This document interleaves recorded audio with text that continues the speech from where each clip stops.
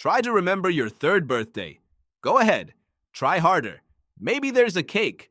Maybe a balloon near the ceiling. But what you're picturing probably isn't a memory. It's a photo someone showed you, rebuilt by your brain into something that feels real. This happens to almost everyone. Not because nothing important happened before age 3. Language was forming. Faces and voices were pouring in, but almost none of it stuck. Scientists call this gap infantile amnesia. For decades, nobody agreed on why it happens. You might assume a baby's brain is just too small to store memories yet. That was the leading theory. It also turns out to be wrong. In the 1980s, researcher Carolyn Rovey Collier tied a ribbon from an infant's ankle to a mobile above the crib. Babies as young as 3 months quickly learned that kicking made it move. Weeks later, when the ribbon was reattached, those same infants started kicking again immediately. The memory was there. It just couldn't be reached the way adult memories can. So the brain wasn't empty. Something else was happening to that information afterward. In 2014, neuroscientists Paul Franklin and Sheena Jocelyn, working in Toronto, proposed something stranger. They weren't asking why early memories fade. They asked whether something was actively erasing them. Their focus was neurogenesis, the explosive birth of new neurons in the infant hippocampus.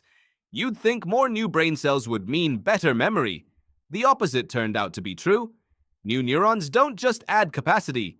They rewire existing circuits, overwriting the connections older memories depended on. In their studies, boosting neurogenesis erased memories faster. Slowing it down preserved them longer. The infant brain isn't failing to save your early life. It's clearing space for everything still arriving. Why would evolution build a brain that deletes its own beginning? An infant doesn't need a photo album of early experiences. It needs to learn how to walk, recognize threat, and predict the people protecting it faster than any adult brain ever will again. A brain built for rapid learning may simply be incompatible with a brain built for long-term storage. Something had to give. What gave was the record of those earliest months. There's a second piece, and it has nothing to do with neurons, it's language. Psychologist Patricia Bauer found that recalling an event seems tied to the ability to narrate it. Before language, an experience is just fragments, sensation, emotional tone, a face. Without words to organize it, that fragment has nowhere to attach. This is why infantile amnesia fades gradually, usually between ages 2 and 7, as language and the hippocampus mature together. Here's the part that should unsettle you. If your earliest memories were erased to make room for learning, what does that say about the memories you're making right now? Adults grow new neurons too, just far more slowly. That means the same mechanism that wiped your earliest years is still quietly running in the background of your adult mind. You don't remember most of last Tuesday either. You just don't notice the gap.